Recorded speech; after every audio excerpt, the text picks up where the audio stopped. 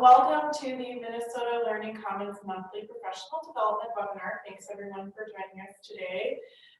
Special thank you to our presenters for the presentation, Building Quality Online Experiences, Program Standards, Training, and Design. This is a webinar that's done by the Minnesota Learning Commons, but it is a presentation that was voted one of the top presentations at the Minnesota Summit on Learning and Technology that happened in late July, early August of 2019. So before we start today's webinar, we wanted to remind you that our next webinar is Thursday, January 16th, the new year. It's titled, Are We Doing Enough to Help Faculty Teach Online? Good question.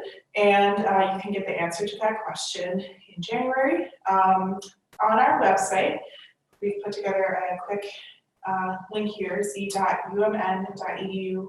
We'll put this in the chat, /MNLC Best Summit.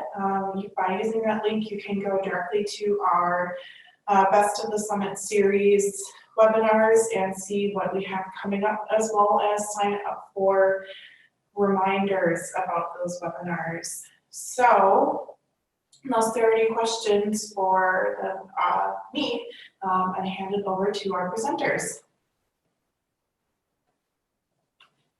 All right, great.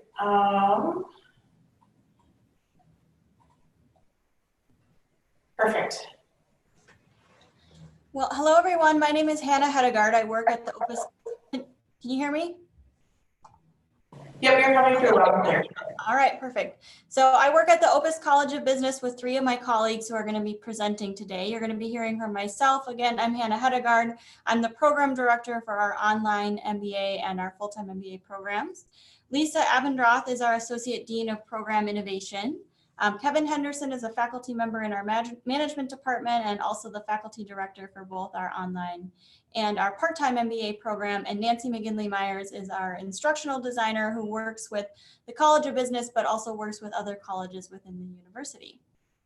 So we're going to be talking to you about how we launch some standards for our online MBA program specifically. To give you a little bit of background, you can advance the slide, Lisa, on where we've been. We have a background over the last 10 years of online courses. So we had some bench strength in the area, but what we didn't have was standards that were guiding how we built courses. We certainly had some support for faculty, but we didn't have instructional designers or really a laid out process for what best practices were or how they could go about getting that support. But we felt confident that we could move into the online space because, as you can see where we were in November of 2017, many of our MBA programs were running blended courses, which had online components, and we had run some fully online courses within our undergraduate degree as well. Looking at the next slide, so we really had received a good amount of support, not only within our College of Business, but also within the university at large to run online courses. But again, we didn't have a structure behind it. As happens often in our university, the business school kind of becomes the guinea pig for this. So we started working with a newly designed instructional design program that Nancy's a part of, which we call Stellar. We had also been hearing, as you're not aware, or as I'm sure you're aware, that the market was really calling for us to go into this space to have online programs. What was nice is how this works is it's actually built on the back of our existing part-time MBA program. So it's the same curriculum. We were just moving it into a new modality where we had online courses within a cohort program, both in terms of our core, and then currently we're building out our elective courses as well online. So we were feeling confident that we could get this done, but again, we had support, but not necessarily a structure to work from. So that enters the concept of the online standards that we're going to be going through today. What we knew that everybody agreed on was that we wanted this to be a good experience. We wanted it to be a consistent experience.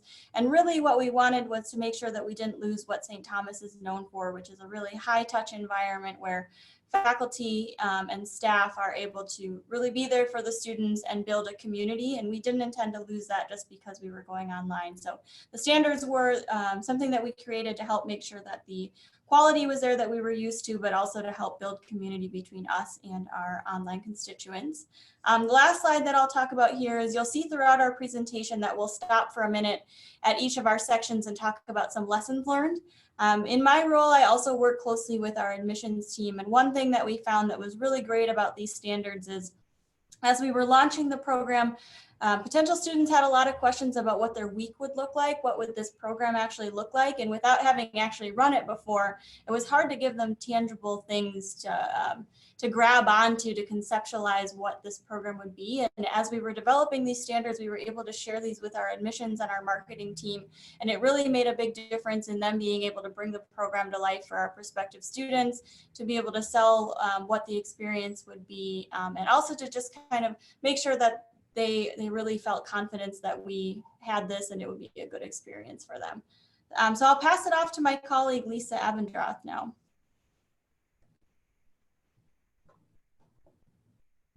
Hello, everyone. Can you hear me?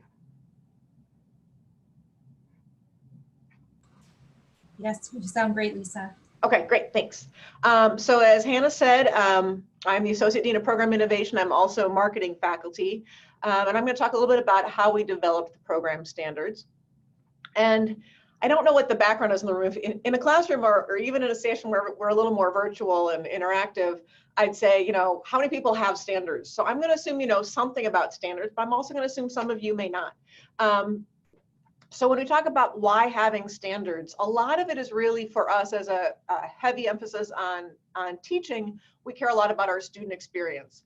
We want to incorporate the best online teaching practices. And we also have heard a lot by attending conferences about the need for students to have predictable course design so that they can focus on the content, not on how to navigate through the page.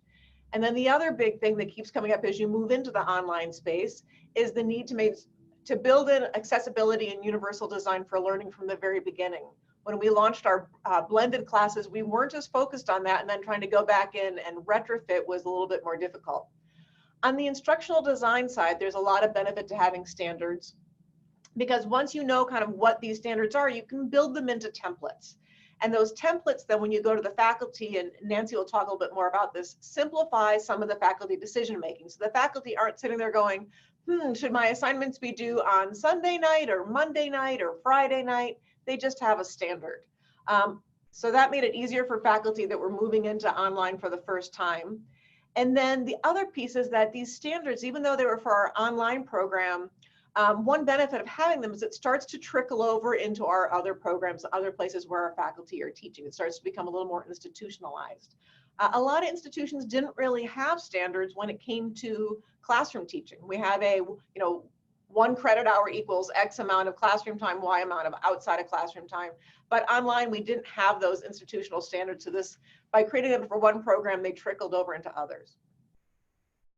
As Hannah mentioned, our faculty was more concerned about how we go online than whether or not to go online.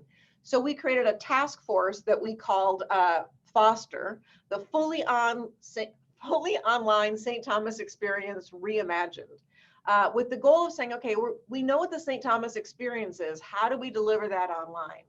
And we started out by really talking about not, what are the limitations of online, but what's an ideal situation online? Let's forget about the boundaries or the things that we think are limitations and just say, what's an ideal learning experience?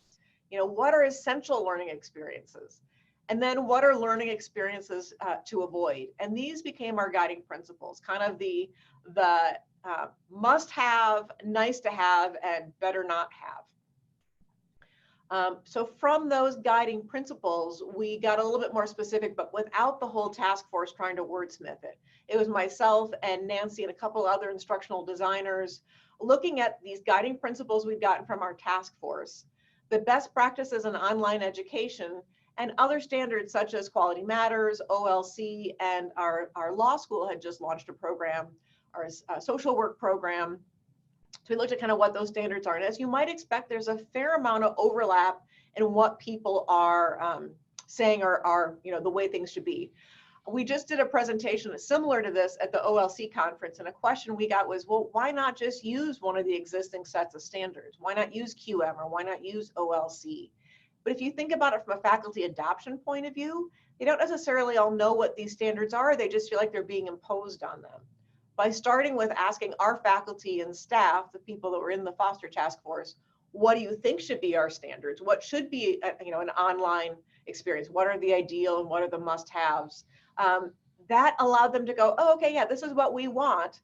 And that kind of guided, as opposed to, even though it overlapped with those other standards. The last thing is that there's a lot of required policies that faculty don't always think about, that I didn't necessarily know about, such as in the first week, you need to have some kind of a formal assignment or check-in for students that you know that they're actually attending the class. So we built these things into the standard so faculty didn't need to know about it and make, plan for it on their own. So version 1 was an Excel spreadsheet, which we then brought to faculty who had online experience. So we had launched some undergrad fully online classes the summer before. We also had launched some classes in the law school program. So we had some of our faculty over there, and we met one-on-one and said, okay, here's this list of standards we came up with. What do you think? And their reaction when they looked at the list of standards in this spreadsheet was like, oh my gosh, there's just too much here. This is overwhelming. This is excessive. You're really going to make faculty do all this? So whoa, let's step back. Let's look at these item by item. Let's look at them individually. Are they reasonable?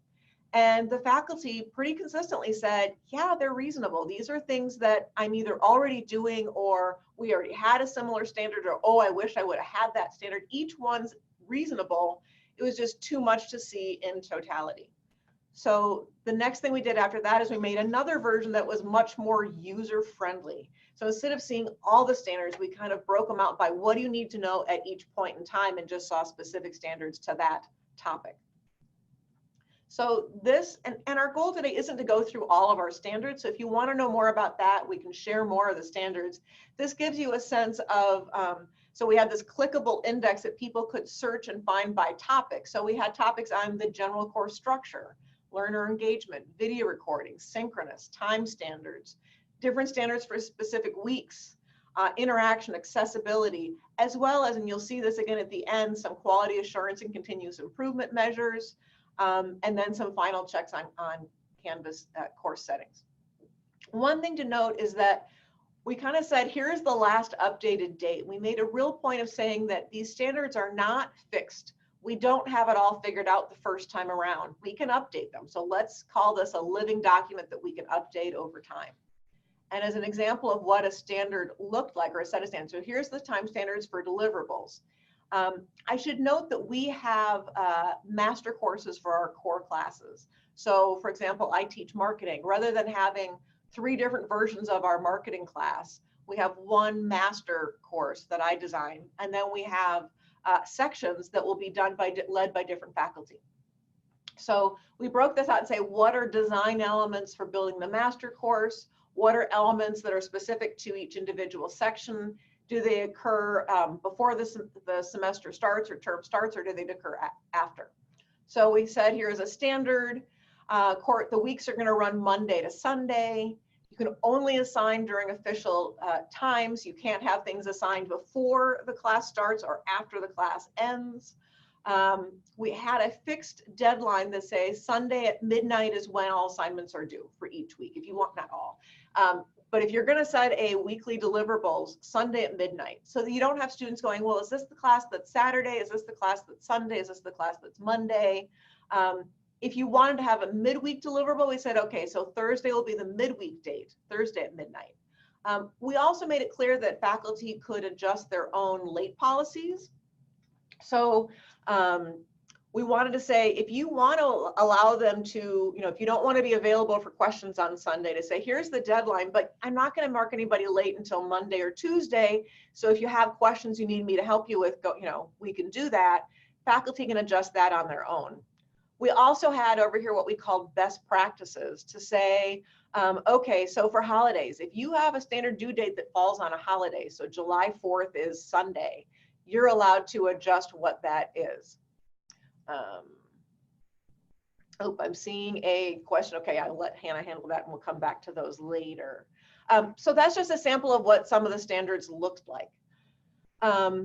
Once we had this new version of the standards, the next stage for us was to try to socialize these with the task force And we also, so the task force included one faculty member from each department that either had experience teaching in blended or online, or that we thought would be teaching in our core for the online MBA. When we got to the socialization, by then the schedule had been built and we knew faculty that were scheduled to teach online. So we invited everybody, as well as key staff members that would be involved, or people in admissions if they wanted to see what we were doing to use in recruiting. We held 2 different Zoom sessions and we recorded both of them so that we could make that available later on. And we explained off the bat, hey, here's what standards are, and this is going to be a living document. We're going to have to update this as we figure out what works best for our programs and our students. We explained the logic behind the standards. We discussed any concerns that came up, and we've asked then and all along the way, what input do you have? What revisions should we be making? And one thing that was interesting is a lot of people said, you know, we're not going to know till we try. Let's try these and see how it goes. So for me, the key lessons that we got out of the stage of building the standards is that we needed to involve the key stakeholders early. Having one member from each department there was key. Having admissions involved, having our instructional designer teams involved, really helped us to build in a way that everybody could kind of say, yeah, I own this, and this is something I agreed to. I agreed to these guiding principles. I understand what's going on. Formatting for usability, don't overwhelm and scare people with what you've got, but rather build it in a way that as they need to know how to do something, that chunk is available to them. Faculty really liked getting options to say, look, these are best practices. You don't have to do these things, but if you want to know what's best in online, here are some things you might think about. And then this idea of making it a living document. And with that, I'm going to hand it over to Kevin Henderson, our faculty director, to talk about onboarding of faculty. All right, can everyone hear me? Yes, I can hear you, Kevin. Perfect, thank you, Lisa. So my name is Kevin Henderson. I'm the faculty director of our part-time and our online MBA programs. I'm also an associate professor in the Department of Management and was one of the first faculty to teach in this online program. So I'm going to talk to you guys a little bit more about how we try to onboard faculty. So next slide there, Lisa. So one of the first steps that we try to do when we onboard faculty is to be thoughtful about who we ask to teach online to begin with. We came up with these 3 E's that you see there on the slide. So 3 key factors that we like to consider are: 1, do they have prior experience teaching online or blended? 2, do they seem willing to give teaching online a try? And then 3, do they seem flexible in redesigning their courses that they've taught before to fit more in the online space? It's important to note that not all of these are going to predict whether a specific faculty member will do well online, but we have noticed that these factors have tended to help more often than not. The last bullet there is just at the end of the day, just in terms of the bureaucracy of academics, right? At the end of the day, the department chairs staff the course. And so we don't always necessarily get, our first choice. But I will say that as best we can, having that right faculty in place has definitely helped us successfully launch the majority of our courses. Next slide, Lisa. One of the other things that we do is through kind of our instructional design process. I'm not going to talk a whole lot about the one-on-one consulting bullet. Nancy's going to talk a whole lot more about how she approaches faculty and how that process looks there. But one of the things that we do that I think helps is a kickoff meeting. We typically do this months ahead of time, ideally the prior semester. We all meet, we bring in all the faculty that we're going to be teaching that next semester or two. In terms of they're going to be teaching online, and we're going to go over kind of the course design timeline. Again, Nancy's going to show you some of that. We clarify the roles, making it clear that it should be a partnership between the instructional designer and the faculty member. We also highlight other staff that might be available, so librarians, media specialists, student workers to kind of help with course build, content, quality assurance kind of stuff. We go over these program standards that Lisa has talked quite a bit about. And then we also kind of highlight some training opportunities with respect to kind of what is available for faculty in terms of what they can do. We used to do this as a meeting with everyone. So one of the things we liked about this is that faculty see who else is going through the same experience. So they know kind of who to talk to if they're having issues along the way with their course development for advice and for support. I think moving forward, we might make this a more kind of a one-on-one meeting with the instructional designer, the faculty member, and then like the program director like Hannah in the room instead, just to streamline it. Faculty schedules are kind of tough and sometimes it's difficult to get everyone in the room at the same time. Next slide, Lisa. One other thing that we try to do is, although we do try to target faculty that have had experience teaching online or blended, not all of them do. And so one of the things that we do to onboard them is try to share all the various resources and guides out there with respect to learning how to, do online teaching pedagogically. And so one of the things that we do is our university, the Stellar, the St. Thomas E-Learning and Research Center, offers this 3 5-week course certificate program. And this program focuses on the theory and practice of designing, developing, and facilitating exceptional online courses. And so it's a nice place to start, especially that first one. The best practice kind of one is a good one for faculty to do before they start prepping their courses. The other thing we do is kind of talk through and provide support and funding for conferences and workshops such as OLC and QM, which Lisa has already talked about. I think the other thing that we do here that's really effective is that, Lisa, in her role as Associate Dean, sends out an email every semester that highlights all of the upcoming opportunities with respect to development, particularly in the area of online teaching. And I think that helps kind of normalize it for faculty. Last thing that we do is that we do have a lot of faculty support groups. So as I mentioned earlier, when we did the kickoff meeting with everyone, the faculty there would kind of form connections with each other.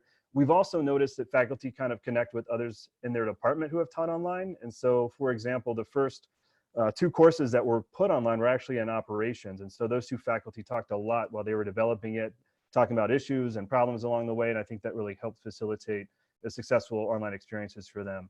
We also do a teaching conference in our College of Business every year. And teaching online is definitely a common topic across sessions.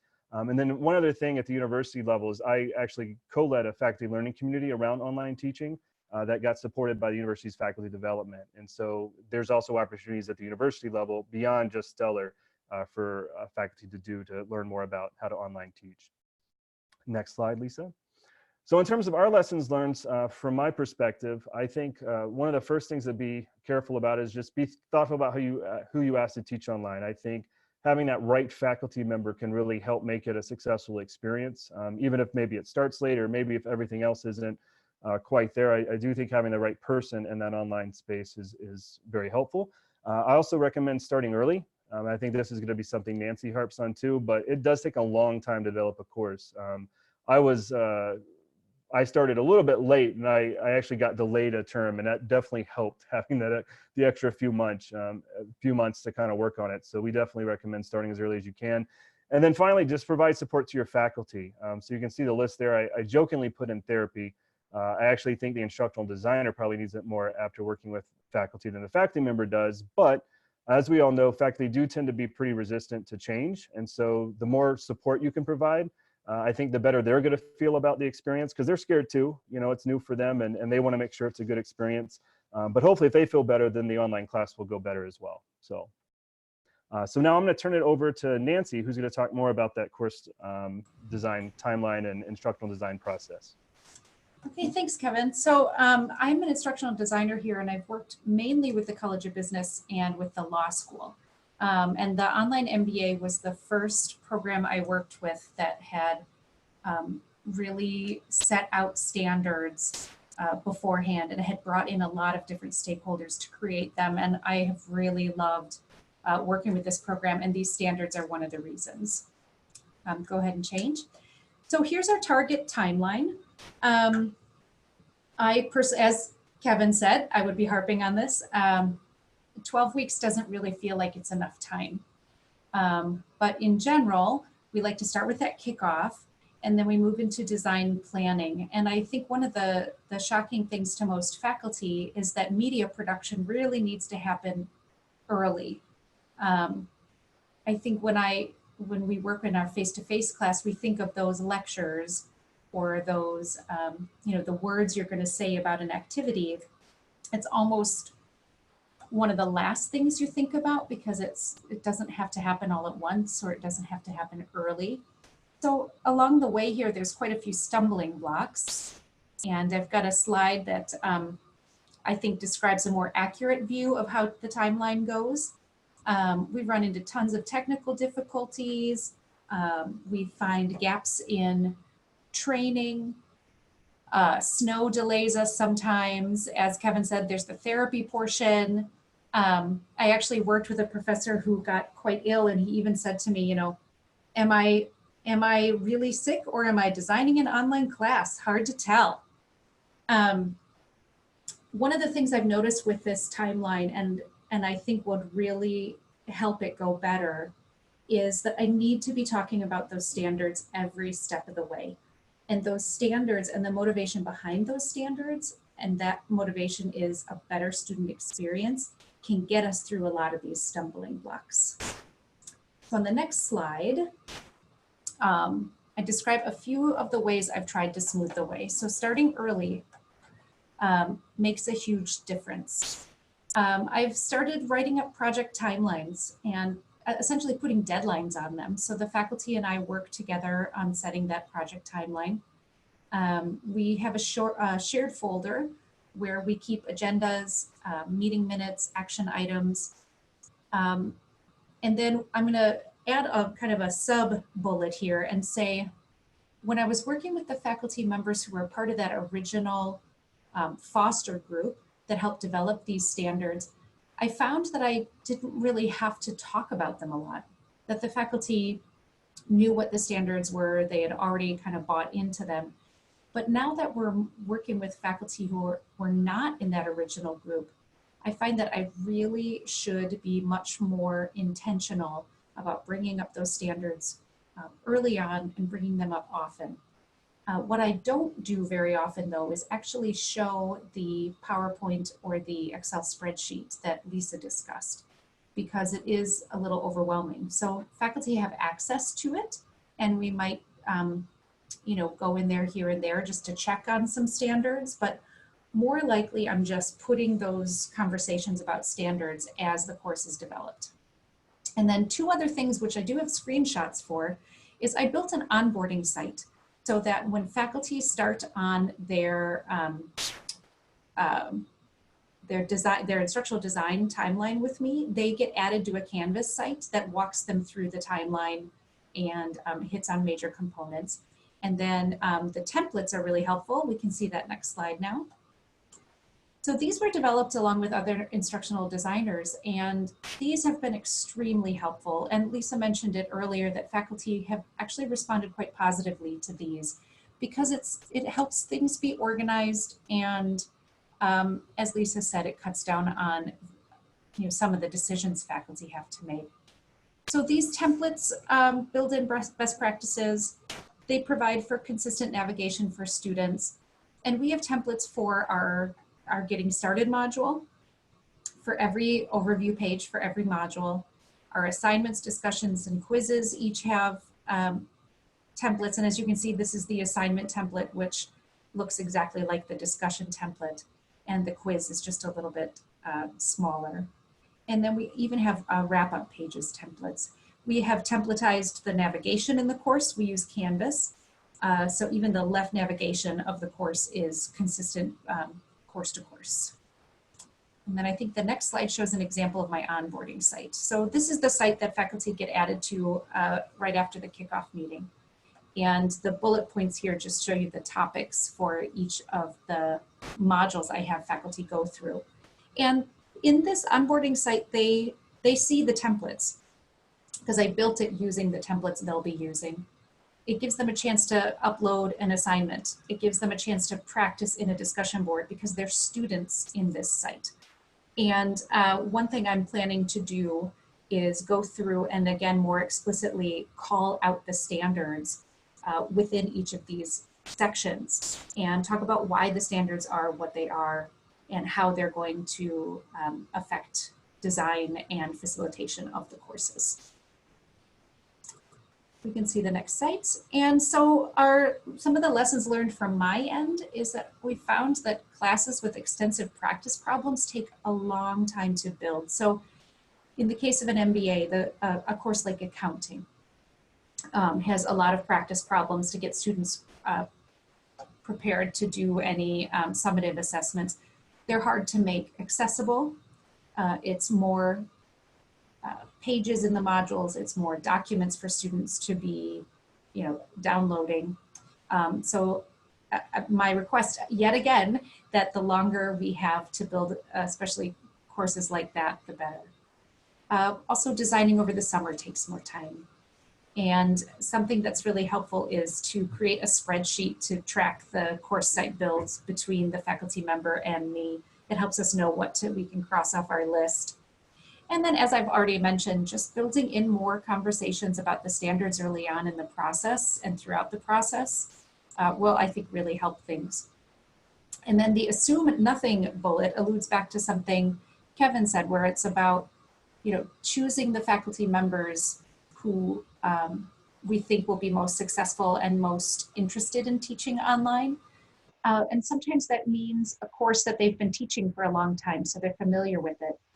And, in my mind, I think that's going to make it easier to design a new course, but sometimes it might make it even harder because it's hard to kind of have a paradigm shift about how that course is going to work in online. So be open to anything. And then I think I'm handing over to Lisa here. Actually, I'm going to cover the institutional outcomes. Okay. This is Kevin again. And so next slide, Lisa. And so we just wanted to share some of the results that some of the feedback we've gotten on these standards. We are almost through our first year here, but not quite. But we have collected quite a bit of data and done quite a bit of stuff. So I have this separated into two different sections. The first is that we've surveyed the students a lot in terms of getting their feedback on the online program and the courses and how they're going. So every time a course is offered online, we survey the students. We ask questions about their satisfaction with that format, how well the course was designed, the effectiveness of various learning components, such as the discussion, the videos, their perceived workload online, their suggestions for improving it, and then tips for future students in the course. We also, the first couple of terms, we also asked about their preferences regarding some of the standards. So specifically, there's a few items that we had related to synchronous sessions and then online office hours. And it actually, earlier, right, we talked about how faculty want choice. Well, sure enough, so do students. Students want choice. They want choice in terms of which synchronous class sessions they attend. They want choice in terms of whether they can do online office hours or not. In short, they didn't really want them to be required, but they did want the opportunity to be out there. And so that's why we discontinued it after a couple of terms, is because we were pretty consistently hearing they want it, but they don't want it to be required. So we surveyed them the first time, of course. Moving forward, we've kind of scaled back on that. So if a faculty member is teaching for the second, third, fourth time, they can opt in or not to the survey if they want that feedback for their own personal development. But we just made it optional because we did see some response rates going down over time as a result of surveying them quite a bit. So some of the key results you see there, you guys can read those. We were very happy with these results. And obviously we want to keep monitoring these and keep getting feedback and make sure that this stays there. And of course, we really want to know the student's perspective as we offer more and more online courses, particularly as we move to the elective portion. Right now, we've been working on the core. Now we're now developing the online elective courses. And so we want to make sure that those are just as high quality as the core classes have been. Next slide, Lisa. We've also gathered feedback from faculty.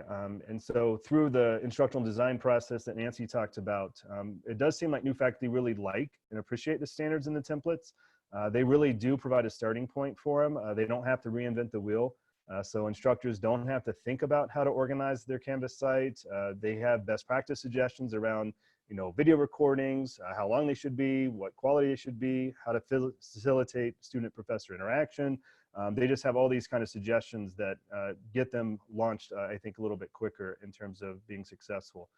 We also do a quality assurance review. It gets completed before a course launches.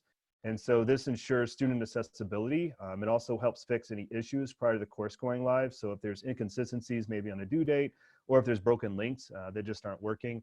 And all of this, I think, helps to provide a better online experience for students. And the faculty really do care about that. They really do like that that's there. We have seen some resistance to the standards.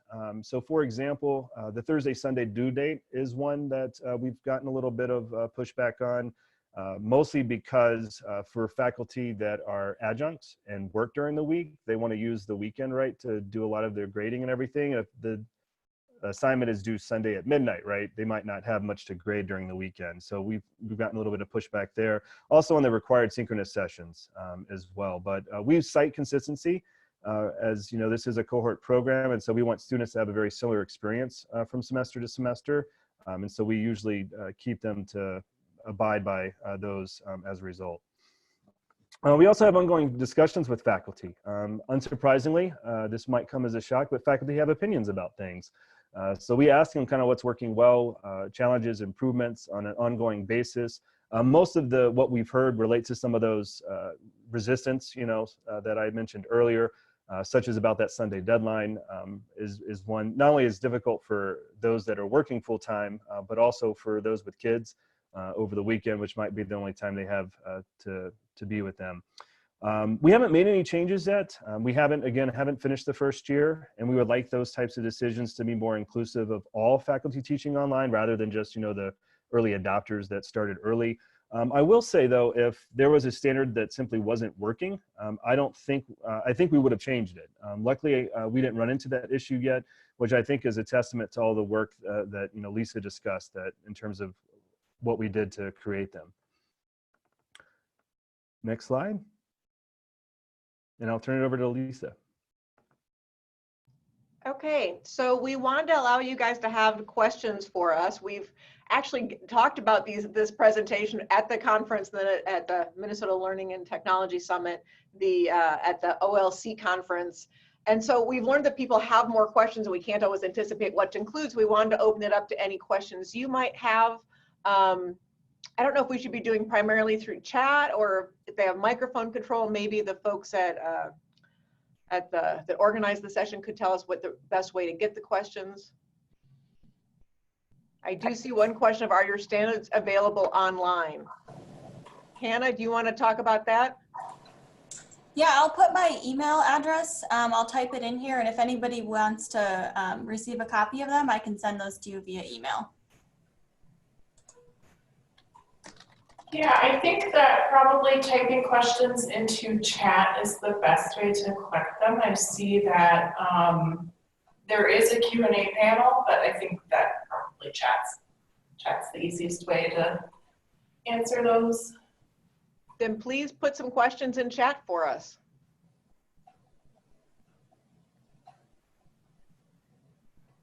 Are there faculty who have decided not to continue teaching online? If so, what were their reasons? At this point, I don't know of anyone that has decided not to teach online. Again, we're only in the first, we started the courses last fall. Our first cohort started in the spring. And at this point, there are faculty that have, that first term is killer. There's no way of hiding that fact. Because it's just hard to build this thing, and you're kind of at some point kind of building and teaching and grading all at the same time. But the people that have stuck it out, and so far no one has left, have said by the time they get to their third and fourth iteration of it, it actually is pretty efficient to do. Kevin, have you heard, or Hannah, anyone saying they don't want to continue teaching online? I haven't. I actually might be somebody that I also do the residency. We have a 3-day residency that is quite intimidating, and I will have done it 3 times. And so if I do step back and not do it next year in the fall, the only reason for it would be to let someone else do it and infuse it with new perspectives and ideas for how that residency could look. That would be the only reason I could see me stepping down. But we've had several of the operations people I mentioned, they're on their 4th or 5th iteration now, and they seem to, I had a conversation with one of them recently, and she seemed pretty intent on keeping going. Nancy, I'm going to throw this next one to you. I have a question about video recordings. Do you recommend having videos each week? How similar are these videos to face-to-face lectures? Okay, great. So before I answer that, I just want to make sure everybody saw that Hannah put her email address in the Q&A. And so if you're interested in seeing the full standards, send her an email and she'll get them back out to you. So for the videos, I do recommend having videos each week. And one of the ways we do that, they don't have to be lecture videos, but I encourage my faculty to create module overview videos. So these are usually 2 to 4 minutes, and it oftentimes just webcam, or they come into our studio and record like a headshot video. And in this video, faculty will essentially welcome students to the module. They talk about the topic, the importance of the topic, how it will pertain to their future careers or how it connects to other classes. We find that it's a really good way for there to be faculty presence in every module, and it makes it feel like there's a real teacher teaching this class. And then there's a second part to that question, which was how similar are the videos to face-to-face lectures? So I think they're actually quite different. So we do not like post, first of all, we don't record a face-to-face lecture and post them. But we are also really focused on getting faculty to record short videos. So a lot of our faculty still use the PowerPoints they would use in class, but we ask them to chunk out those PowerPoints. So a 15-minute, 20-minute video becomes sort of an event when you're online. Like, you have to make time for that sort of video. So we want the faculty to get those down under 10 minutes, and then we create playlists. And I'll just say, some faculty really just want screen capture.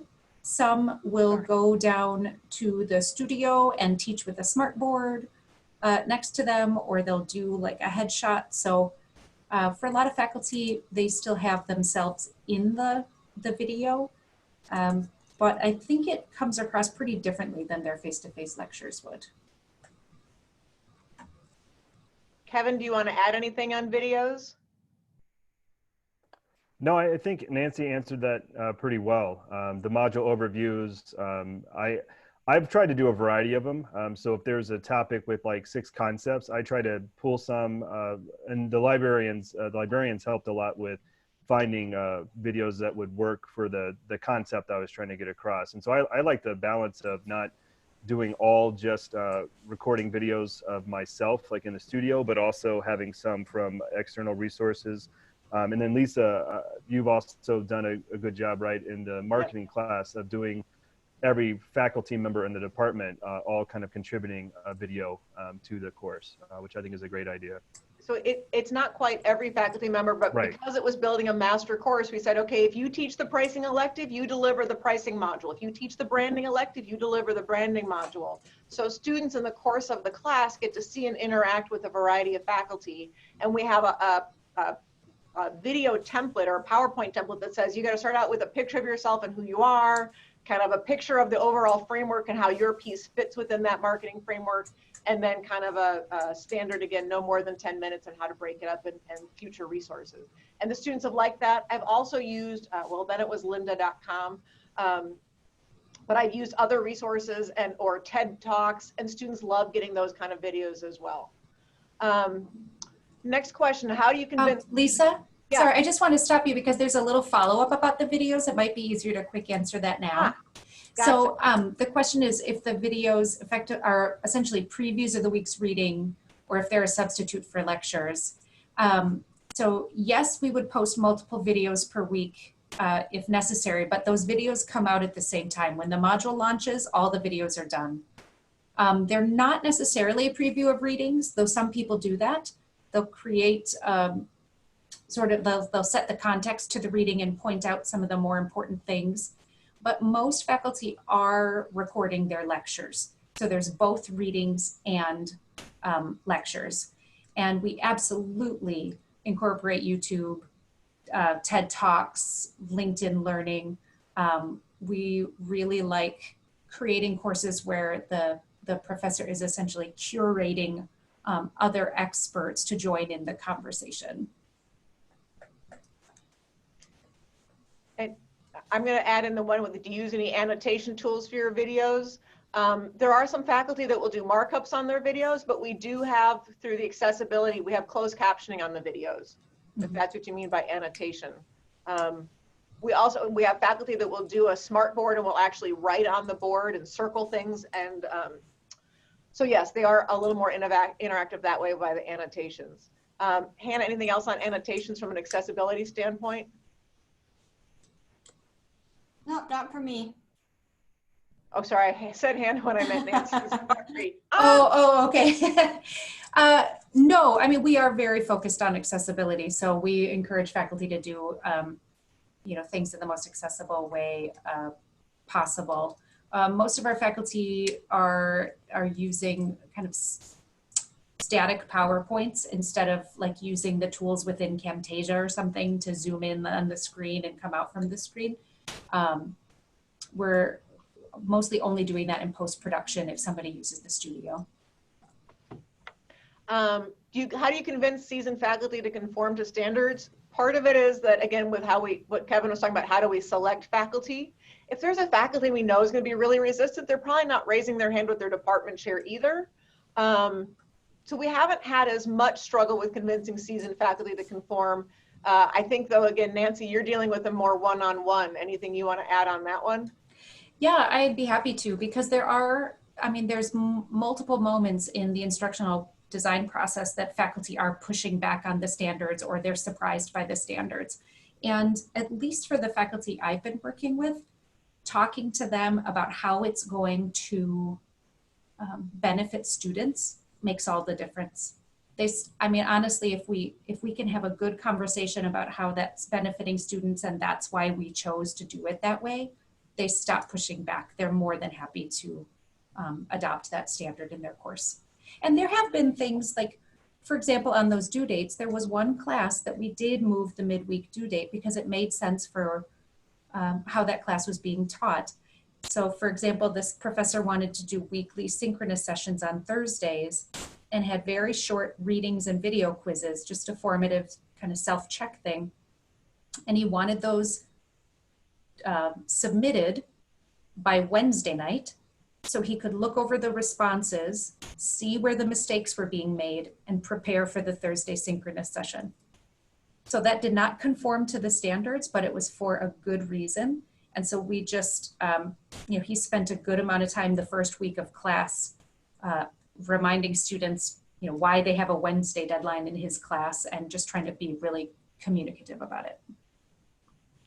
I'm going to address the question on, do you compensate faculty for the training, because that falls more under my role as an associate dean. We have, when we first started teaching blended, we had more things where if you completed a week-long course, you got some kind of a grant and it also built something into your class. Right now with the programs we've developed in-house that Kevin kind of highlighted, we have these 3 different courses that we offer through Stellar on teaching online. Faculty do not get any compensation for participating in that training. If they want to go to a conference, we have had some funding. We will say we will fund you for a conference if you have a good reason for going to it. We've had a model with funding them a little bit more if they were also presenting at that conference. Right now, it's more of again, all universities are facing some budget constraints. If you hit some level and you've done enough to get some kind of certification in the training side, the question that hasn't been asked is, do we compensate faculty for building the master course? And there is an answer there of yes, but that's also why we have a master. We're not going to, again, if we have multiple sections of stats or multiple sections of marketing, we're not going to compensate every faculty for developing a completely new course. Instead, we said to the department chairs, we're going to build master courses. If you want to build it with one person in your department, a team in your department, however you want to do it, but once that course is built, we'll compensate for building it, but we're not going to compensate everybody to rebuild the course every semester. And we don't have the bandwidth in our Stellar and our instructional design team. So that's some of our faculty stuff. I will also add, though, that because they're building a master, they have to agree to share their resources, whatever they build for the course, with the university, and that there's a joint ownership of those materials. So if I build something and then I leave, I can take it with me, but the university can still continue to use it. So you don't have a situation where a faculty member leaves 2 weeks before a term starts, especially if it's an adjunct, and suddenly you have no materials. Those materials, once built, are owned by the university as well. So it's a joint ownership. Next question was, have your standards been applied university-wide, or are they limited to Opus? If not, is there interest in going university-wide? I also serve on the University Technology Advisory Committee, as well as our online learning task force for the university. The university has some very limited standards for online, nothing as extensive as we have. We have shared what our standards are. I don't think they would work for all areas within the university. But yeah, we've shared them, and that's out there as an option. I think there is some benefit to getting some of the input from your faculty so that they see how they work. So again, at this point though, no, we haven't shared, they're not been applied university-wide. Right. And this is Nancy again. I can say that in Stellar, we have shared these standards with other programs. So not university-wide, but as new programs come online, we have been sharing them, and across the board, people are interested in them. And I would agree with Lisa that depending on your program and you know the goals you have for your program and how it's going to be run, people really like having this really comprehensive document and to start building out what's going to work for them. Nancy, I'm going to let you do this next one too. I spend a lot of time waiting on faculty and they're slowed down, and this slows down the production process greatly. What ways have you found most effective in motivating faculty to get the job done? Oh, The grant piece, but what do you do beyond that? well, I'll be honest. I have that same question every time I meet a new instructional designer. It can be very difficult, and I think part of the reason is just that, you know, faculty, they don't get course releases in order to develop these classes. So they're teaching, they've got their research deadlines, and so developing the online class, it feels like it's far away, and actually finishing the project feels like it's far away compared to what they're dealing with now. And so I think it really becomes hard to, you know, for faculty to prioritize what I'm asking them to do. One of the things that we've seen is because in the Online MBA, we're having these larger meetings where more and more faculty are involved. When faculty who have finished the design process start talking about the amount of time it took, other faculty listen, and I find that that is motivating. More than me just saying, listen, this is going to take a long time and we need to start early. When they hear a faculty member and they see the look on their face about how much work went into it, they start to try to meet those deadlines. I think my project timeline is also helping. I've got a blank project timeline with kind of benchmarks, and then we together, the faculty and I, fill in the deadlines on that, and then we try to stick with them. Because they've been a part of deciding that deadline. I'm hoping that helps, but this is a brand new thing I'm trying. And I will say, as a faculty member that built the standards and then, you know, 6 months later went to build the program. And then when I went to build my own class, even I still grossly underestimated the amount of time it would take to build a course. Mm-hmm. So having Nancy constantly have those weekly meetings, sometimes it was a just in time, oh, I'm meeting with her tomorrow, I better get stuff done tonight. And those weekly meetings really helped keep faculty on task, at least helped me keep on task. Yeah. Hannah, I'm going to throw this one to you. Are there academic administrative lessons learned, for example, around or Kevin, either one of you, implementation of programs, getting approvals from committees, marketing the courses, etc.? Hannah, you've done more on the marketing side. Yeah, I mean, it's probably not a surprise given that we built this off the back of our part-time MBA program, that we have to do a lot of education around which program is right for people. More so what we've learned from the administrative side is just, it's like with any program, once you go through it, you know kind of what to warn the students about. So we've done a lot more work now in our interview process, which is a lesson learned. We don't interview our part-time students, but we do interview our online students over Zoom, partially to get them used to Zoom and to get them bought in and all of that, to who we are and what the program is like. But we spend a lot of time talking to them about the first semester is going to be really difficult and what we've heard from students. And part of our surveys of the students was, what advice would you give to other students in this class? So we've been aggregating all of that and done a much better job around just storytelling that this is going to be hard. And we knew going in that attrition is an issue in online programs. So we have to do way more work than in our part-time program to keep people from kind of jumping. When things get hard, we had most of our students have some moment where they could have just given up, and they've talked a lot to us about that too. And that relationship with us and how we monitor them has helped with that, but us being able to really say to them what that first semester is like, what it's like to be an online student. I mean, this is on them to make the time for it. So we've learned lessons from the students that we've passed on, and that's been helping the students who came in for the more recent cohorts to be more successful. The only thing I would add to that, the getting approvals from committees thing, as I think Lisa mentioned, this and Hannah just mentioned, this program online is exactly the same curriculum as a part-time flex MBA program. So the curriculum was in place. It was just a formatting change. The same thing happened when we went blended too. It was just, there are pre-existing courses that didn't need approval. It was just morphing it from a face-to-face to blended. And now with the online, it was the same idea. It was still a leadership class, but now we're doing it online instead of doing it in the classroom. So that made it a lot easier from a curriculum perspective. Right. There's one other, Hannah, I'm going to ask you to, can you tell the story? So one thing that's unique about our structures, we do start with a 3-day residency where the students are on campus and do half of a course in 3 days. But during that time, now that we have our second cohort in place and are about to bring in our third, but Hannah brought back some of the first cohort to give tips for the second cohort. And there was a really interesting question about the course structure. Hannah, could you tell that story quickly? Yeah, we had a student that was just starting ask if there were lessons learned from the cohort before them in terms of like Canvas or how the courses were structured, etc., that it was a hard lesson learned and could they just share it with them so that they don't have to learn that lesson. And the students thought for a minute and they were like, no, like everything is very, they actually parroted some of this language and said it's very consistent. I know where to find stuff. I didn't really stumble over technology or Canvas issues. So that was a big woohoo moment for us. Looks like we have about 3 minutes left. There's how does the consistency you seem to be building relate to the revolving door of the adjunct world? Is it difficult to keep up with this?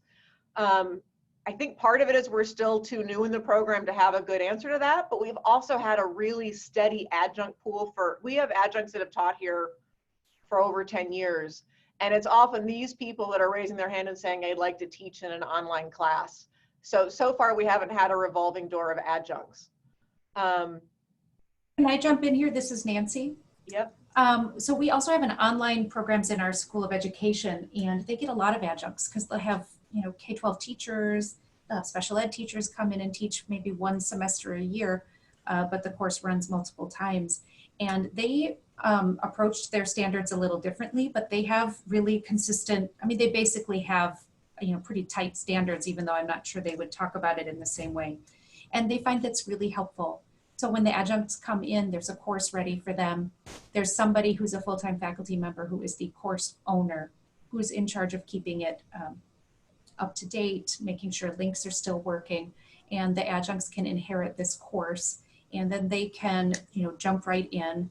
And of course, there's things, they make little changes here and there with how they're teaching it, but it's actually been really helpful for them with the amount of adjuncts they have. And then I'll just hit this last question with 1 minute left. Is there a higher incidence of cheating in online courses? How do you address it?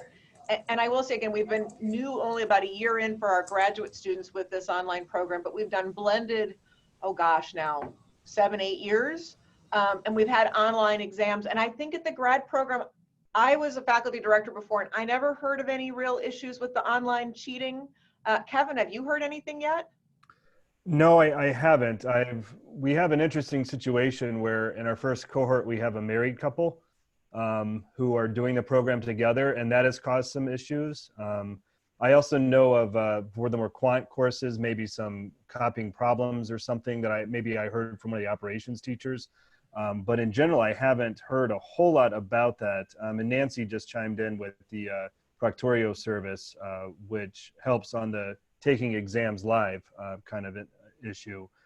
But I think it's my course, for example, that's leadership. It's mostly papers. So like I still funnel them through like the checks and everything to make sure they're not from other sources and all that. So similar to what it would be in a face-to-face class. So I haven't personally noticed a lot. We talked to them about it in the residency too, and I found that is the most impactful thing, just calling it out that we're looking for it, what we're looking for, helps curb it, and I do that in my other programs as well. And Nancy, you mentioned we use Proctorio. We've had some faculty use that and not like it, so we've also had people who are just more trending towards trying to build assessments that don't make it easy to cheat. So we are out of time and trying to be respectful of everybody's busy schedule. It's actually 4:01. Here is all of our email addresses in case you want to follow up independently after all this closes. Other than that, I'll hand it back over to the folks that organized the session and say thank you all for your attention. I was pleased to see what a large audience we had, so thank you. Yes, thank you all for attending today. You can check out the recording for this webinar if you're interested, as well as recordings for all of our webinars at our website, z.umn.edu/MSLT Best Summit. So take care. Thank you. Thank you. Thank you so much.